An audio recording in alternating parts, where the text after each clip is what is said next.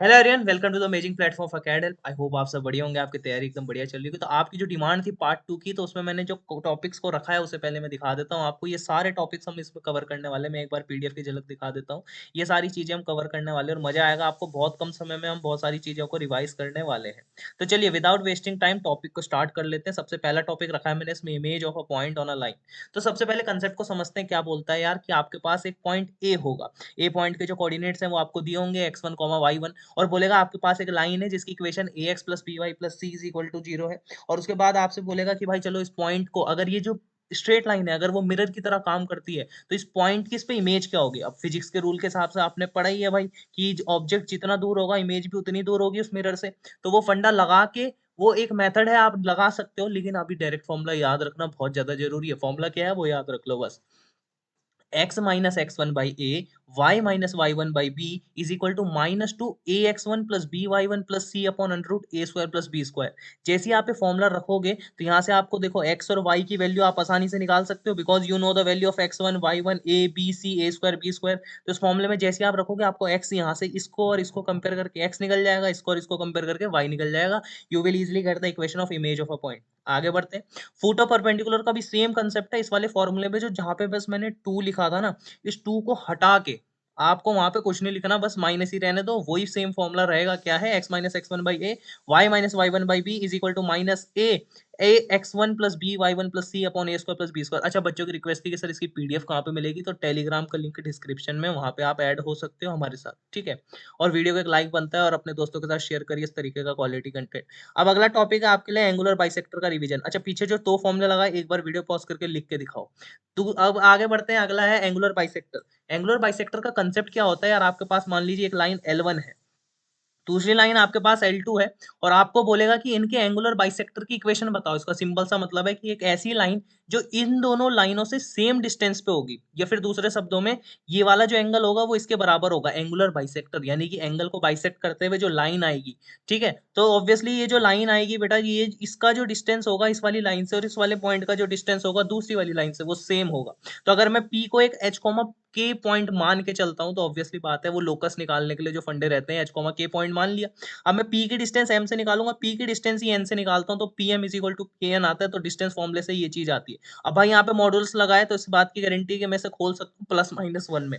अब आपको फील आ रहा होगा, यहाँ पे आपको दो इक्वेशन मिल जाएंगी, एक प्लस के साथ एक माइनस के साथ। एंगुलर बाइसेक्टर में क्या इंपॉर्टेंट होता है वो समझाता हूँ। पूछता है ना क्वेश्चन की एक्यूट वाला कौन सा है, ऑब्ट्यूस वाला कौन सा है, तो उस फंडे को करने के लिए क्या करना होता है उसका प्रोसेस आपके सामने प्रॉपर लिखा है। ये अगर आपने समझ लिया, इस पे बेस्ड क्वेश्चन कर लिए, तो यकीन मानना आपके पेपर में भी क्वेश्चन हो जाएगा। स्टेप नंबर 1 है आपके लिए, make C1 and C2 positive. ये जो आपके C1 और C2 हैं, इन्हें पहले आपको पॉजिटिव बनाना होगा।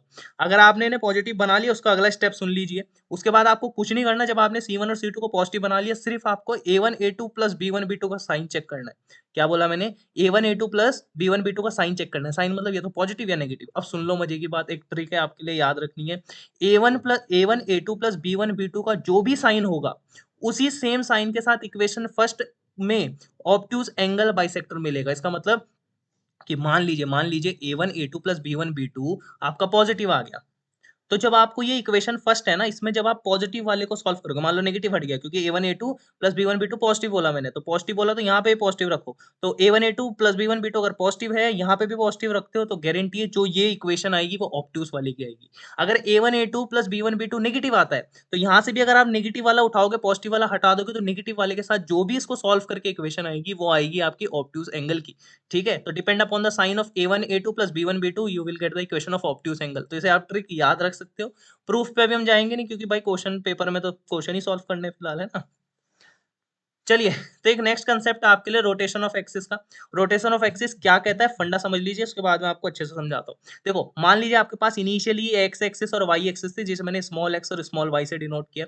उसके बाद मैंने क्या किया, यूजिंग रोटेशन मैंने क्या कर दिया, थीटा एंगल से इस पूरी एक्सिस को रोटेट कर दिया, और इस पे एक पॉइंट भी फिक्स था obviously p x comma y, जिसके स्मॉल एक्स स्मॉल वाई मैंने क्या रखे, कोऑर्डिनेट रखे। तो ऑब्वियसली बात है यार, इस पॉइंट की जो डिस्टेंस है ओरिजिन से तो आर ही रहेगी, है ना, आर मान लिया मैंने। और जब मैंने इसको रोटेट किया, मान लीजिए मैंने इसको थीटा डिग्री से रोटेट किया, जब मैंने इसे थीटा डिग्री से रोटेट किया, तो अब आपको बताना है कि अब इस पॉइंट की कोऑर्डिनेट्स क्या होंगे बेसिकली। तो मैंने मान लिया p dash x comma y ये न्यू वाले हैं, ये वाला कौन सा आपका न्यू वाला है और ये वाला कौन सा आपका ओल्ड वाला है बेसिकली। तो एक रिलेशन होता है इनके बीच में, प्रूफ में फिर से नहीं जाएंगे, क्वेश्चन डायरेक्ट आते हैं कि after rotation of axis what will be the coordinate of the point. अब नए वाले के क्या कोऑर्डिनेट होंगे, और एक कंडीशन इसमें ये है कि विदाउट शिफ्टिंग ओरिजिन, मतलब ओरिजिन के अबाउट ही उसको रोटेट किया है, ओरिजिन को पहले जहां थी वहीं रखा है बेसिकली, ठीक है। तो क्या हो जाता है, याद क्या रखना है आपको, सिंपली आपको याद रखना है कि एक्स के जो कोऑर्डिनेट होंगे वो होंगे x cos theta plus y sine theta, और जो वाई के कोऑर्डिनेट होंगे minus x sine theta plus y cos theta. You just have to remember this thing.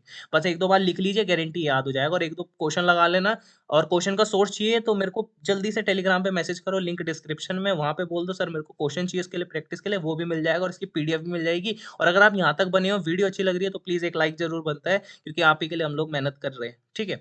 चलिए आगे बढ़ते हैं, पेयर ऑफ स्ट्रेट लाइन का कंसेप्ट समझते हैं ओरिजिन से। वैसे मोस्ट ऑफ पोर्शन इसका डिलीटेड है आपके जेई के सिलेबस में, लेकिन जो भी पोर्शन मेरे को लगा इंपॉर्टेंट है, जिससे क्वेश्चन जनरली आते हैं, उसे मैंने यहाँ पे ट्राई किया रखने का। अब मान लीजिए आपके पास एक लाइन L1 है जो ओरिजिन से पास हो रही है, तो ऑब्वियसली उसकी इक्वेशन कुछ इस तरीके से होगी, y is equal to m1x। और एक दूसरी लाइन है L2 जो ओरिजिन से पास हो रही है, उसकी इक्वेशन मान लेता हूँ y is equal to m2x। Obviously दोनों का स्लोप अलग अलग होगा, ठीक है, और उन दोनों के बीच में एंगल थीटा है। तो आज के बाद पहले तो एक चीज याद आपको रखनी है, वो क्या याद रखनी है, अगर इन दोनों के बीच का एंगल बोला है टेन थीटा, तो उसका फॉर्मूला क्या होता है, 2√h² minus a b upon a plus b. अब ये कैसे पता लगेगा सर इसमें h क्या है, a क्या है, b क्या है, तो सिंपल है, उसको समझाता हूँ। मान लीजिए आपके पास ये जो लाइन थी y minus m1x y minus m2x, जब आप इसको मल्टीप्लाई करोगे, आपने देखा होगा L1 को L2 के साथ मल्टीप्लाई करोगे तो you will get a homogeneous equation of both of them. तो आपको एक इक्वेशन मिल जाएगी कैसी, y² minus m1 plus m2 xy plus m1 m2 x² equal to 0। और एक्चुअल में जो होमोजीनियस 2 डिग्री की इक्वेशन रहती है वो क्या रहती है, ax² plus 2hxy plus by² is equal to 0।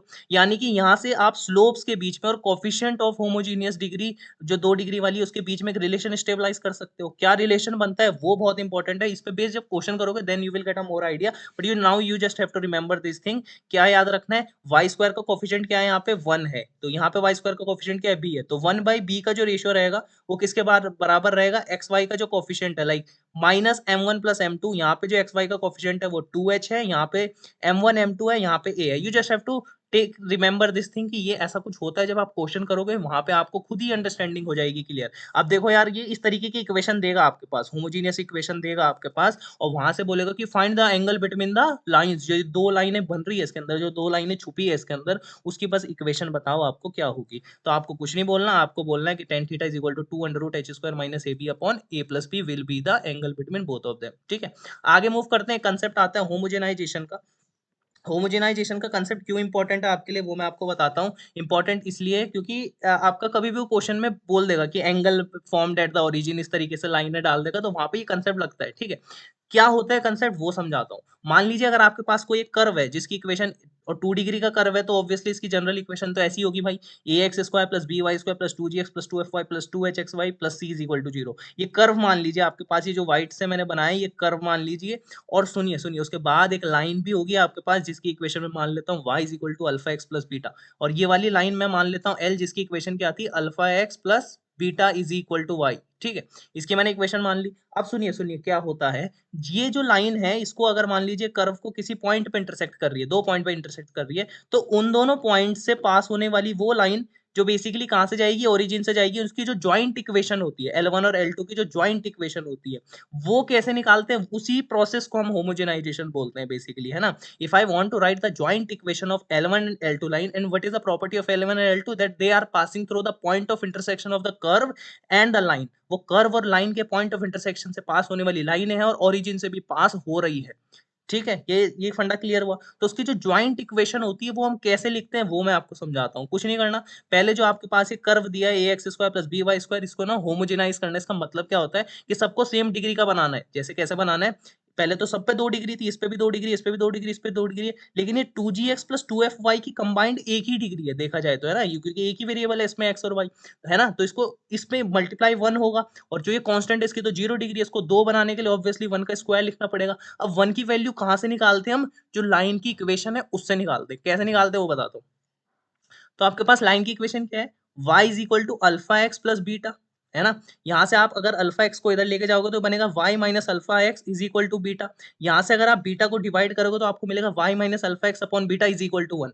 तो सिंपल सी बात है, ये 1 की वैल्यू आई, 1 की वैल्यू जैसी आपकी ये y minus alpha x upon beta I, you just have to put it over here. 1 का स्क्वायर करोगे तो ऑब्वियसली इसका भी स्क्वायर होगा।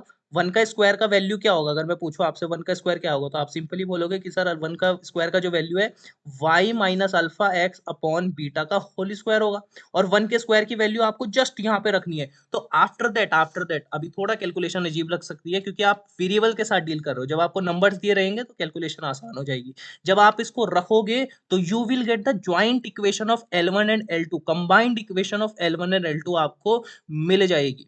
ठीक है, तो अब इसके बाद आगे तो शायद खत्म हो गया, यस। तो अब इसके बाद हम कवर करेंगे अगले में सर्कल। और अगर आपको सर्कल चाहिए, आप वीडियो के एंड तक बने, तो प्लीज लिखिए sir please make the video on circle. ठीक है, तो for sure I will make a video on it. और इसी सीरीज को कंटिन्यू रखना चाहते हो तो प्लीज कमेंट कर दीजिए, और फिर हम इसी सीरीज को कंटिन्यू रखेंगे। Thank you.